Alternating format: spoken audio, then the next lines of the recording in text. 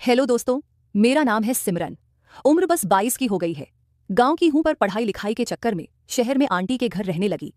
मेरी हाइट ठीक ठाक है, 5 फुट 4 इंच। पर जो चीज लोग सबसे पहले नोटिस करते हैं वो है मेरी कमर का घुमाव और वो हल्की हल्की मुस्कान जो मैं बिना सोचे चेहरे पर ला लेती हूँ। लोग कहते हैं मेरी आंखें कुछ ज्यादा ही बोलती हैं। मैं हंसकर टाल देती हूँ। कपड़े में साधारण ही पहनती हूँ, कुर्ता सलवार या कभी जींस टॉप। पर पता नहीं क्यों लड़कों की नजरें मेरे ऊपर से हटती ही नहीं। शायद मेरी चाल में कुछ है या हवा में बाल उड़ाने का अंदाज। खैर छोड़ो यह सब।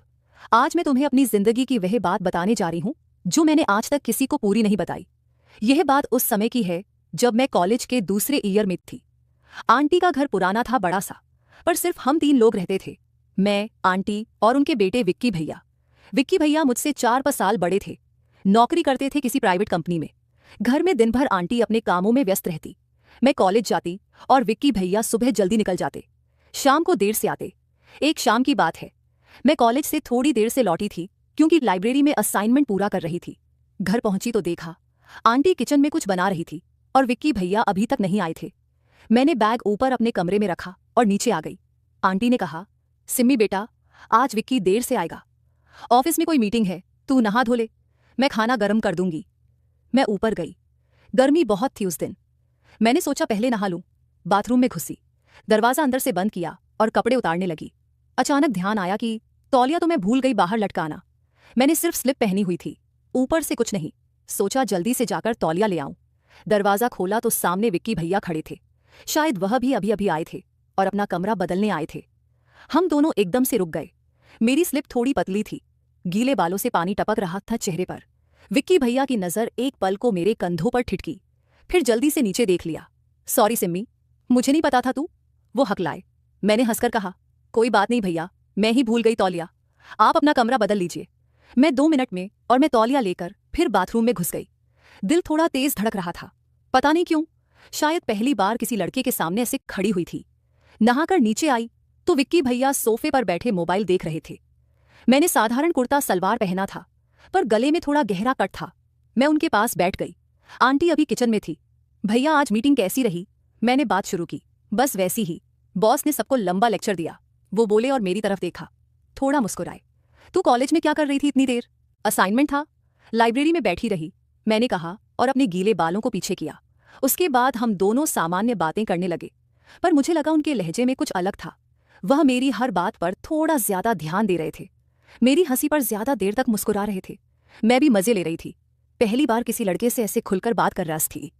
रात का खाना हम तीनों ने साथ खाया। आंटी जल्दी सोने चली गई क्योंकि उन्हें सुबह मंदिर जाना था। मैं और विक्की भैया हॉल में बैठे टीवी देख रहे थे। एक पुरानी फिल्म लगी हुई थी। उसमें हीरो हीरोइन जंगल में फंस जाते हैं और एक छोटी सी झोपड़ी में रात बिताते हैं। मैंने सोचा कुछ बोलूं। भैया यह हीरोइन कितनी बेवकूफ है ना, अकेले जंगल में चली गई। विक्की भैया हंसे। हाँ, पर हीरो तो स्मार्ट है, मौका मिल गया उसे। मैंने बनावटी गुस्सा किया। कैसा मौका? अरे वही अकेले रहने का। वो मजाक में बोले। मैंने तकिया उठाकर उन्हें मारा। आप भी ना भैया बिल्कुल गलत सोचते हैं। पर अंदर से मुझे मजा आ रहा था। उनकी बातों में वह मसाला था जो लड़कियां सुनना पसंद करती हैं पर मानती नहीं। हम देर तक बैठे रहे। बातें होती रही, कभी कॉलेज की, कभी उनके ऑफिस की, कभी बचपन की शरारतों की। मुझे लगा विक्की भैया मुझे पहले से ज्यादा पसंद करने लगे हैं, पर मैंने सोचा बस भाई बहन वाला है। धीरे धीरे दिन ऐसे ही बीतने लगे। सुबह मैं कॉलेज जाती, शाम को लौटती तो विक्की भैया कभी कभी पहले आ चुके होते।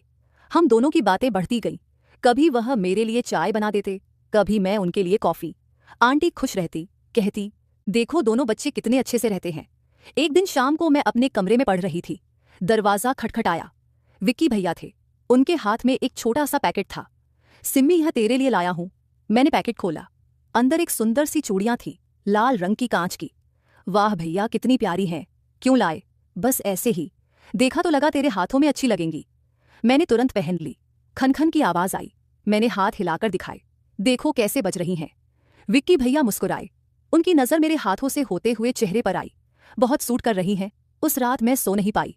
चूड़ियां हाथ में पहने पहने लेटी रही, सोचती रही कि विक्की भैया मुझे सच में बहन जैसा मानते हैं या कुछ और।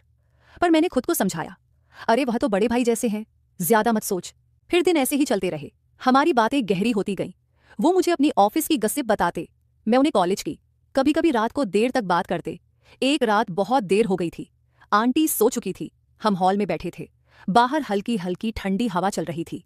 मैंने शॉल ओढ़ रखी थी। विक्की भैया ने अचानक कहा, सिम्मी, तू कभी किसी को पसंद करती है क्या? मैं चौंकी। क्यों भैया? बस ऐसे ही। कॉलेज में कोई लड़का वगैरह है? मैं शर्मा गई। नहीं भैया, कोई नहीं। सच में वो हंसे। तेरे जैसे लड़की को तो ढेर सारे लड़के लाइन मारते होंगे। मैंने सिर झुका लिया। आप भी ना? मैं सच कह रहा हूं, तू बहुत खूबसूरत है सिम्मी। उस पल कुछ देर के लिए खामोशी हो गई। मैंने ऊपर देखा तो वह मुझे देख रहे थे। उनकी आंखों में कुछ था जो मैं समझ नहीं पा रही थी। मैंने जल्दी से टॉपिक बदल दिया। भैया चलो सोइंग, कल आपको ऑफिस जाना है। पर उस रात के बाद कुछ बदल गया। हमारी नजरें मिलती तो ज्यादा देर तक टिकती। बातें करते वक्त हाथ छू जाते तो मैं सहर जाती। मैं समझ नहीं पा रही थी कि यह क्या हो रहा है। एक तरफ मुझे डर लगता था, दूसरी तरफ मजा भी आ रहा था। धीरे धीरे विक्की भैया मेरे और करीब आने लगे। कभी मेरे बाल ठीक कर देते, कभी मेरे कंधे पर हाथ रखकर कुछ बताते। मैं रोकती नहीं थी, मुझे अच्छा लगता था, पर मैंने कभी कुछ गलत नहीं होने दिया। बस वो हल्की हल्की छुआ, वो नजरें, वो मुस्कान। एक दिन आंटी को उनके मायके जाना पड़ा, 3-4 दिन के लिए। घर में सिर्फ मैं और विक्की भैया। पहली शाम थोड़ी अजीब लगी। मैंने खाना बनाया, हमने साथ खाया, फिर हॉल में बैठे। विक्की भैया ने कहा, सिम्मी आज कोई फिल्म देखे? मैंने हाँ कह दिया। हमने एक रोमांटिक फिल्म लगाई। फिल्म में काफी सीन थे। मैं थोड़ी असहज हो रही थी। विक्की भैया पास बैठे थे। अचानक उन्होंने मेरे हाथ पर अपना हाथ रख दिया। मैंने हाथ नहीं हटाया। फिल्म खत्म हुई। लाइट्स बंद थी, सिर्फ टीवी की रोशनी थी। विक्की भैया ने धीरे से कहा, सिमम्मी, मैं तुझसे कुछ कहना चाहता हूं। मेरा दिल जोरों से धड़कने लगा। मैं चुप रही। मुझे लगता है मैं तुझसे वो रुके। मैंने सांस रोकी। सिम्मी तो मेरी प्यारी बहन है, बहन की तरह नहीं, उससे कहीं ज्यादा।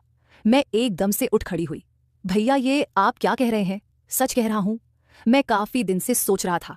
मैं जानता हूं गलत है, पर मैं रोक नहीं पा रहा। मैं रोने लगी। भैया प्लीज, हम गलत कर रहे हैं। आप मेरे भाई जैसे हैं। वो भी परेशान हो गए। सॉरी सिमम्मी, मैंने सोचा तू भी शायद। मैं ऊपर अपने कमरे में भाग गई, दरवाजा बंद कर लिया। पूरी रात सो नहीं पाई। सुबह हुई तो विक्की भैया ने दरवाजा खटखटाया। मैंने खोला। वो बहुत उदास लग रहे थे। सिम्मी, मैं जा रहा हूं, दोस्त के यहां रहूंगा जब तक मम्मी नहीं आ जाती। मैंने बहुत बड़ी गलती की, माफ कर दे। मैं कुछ नहीं बोली। वो चले गए। 3 दिन बाद आंटी लौटी। मैंने कुछ नहीं बताया। विक्की भैया भी लौट आए। पर अब सब कुछ बदल गया था। हम एक दूसरे से नजरें मिलाने से बचते। बात कम हो गई। मैं कॉलेज में व्यस्त रहने लगी। विक्की भैया भी ऑफिस में ज्यादा समय बिताने लगे। कुछ महीने बाद मुझे एक अच्छी जॉब मिल गई। मैं दूसरे शहर चली गई। विक्की भैया से कभी कभी फोन पर बात होती, अब सिर्फ औपचारिक। आज जब मैं पीछे मुड़कर देखती हूं तो समझ आता है कि वह पल कितने नाजुक थे। एक गलत कदम और जिंदगी बर्बाद हो जाती, पर हम दोनों ने संभाल लिया। विक्की भैया आज शादीशुदा हैं। उनकी पत्नी बहुत अच्छी है। मैं भी अपनी जिंदगी में खुश हूं। कभी कभी वह पुराने दिन याद आते हैं तो मुस्कुराती हूं। वो चूड़ियां आज भी मेरे पास हैं, कभी कभी पहन लेती हूं। खनखन की आवाज सुनकर लगता है जिंदगी कितनी अजीब है। थोड़ा सा डर और अंत में सिर्फ सबक। बस यही थी मेरी कहानी। जो समझे वह समझ गए, जो नहीं समझे उनके लिए शायद अगली बार कुछ और सुनाऊंगी। अब तुम बताओ, तुम्हें कैसी लगी?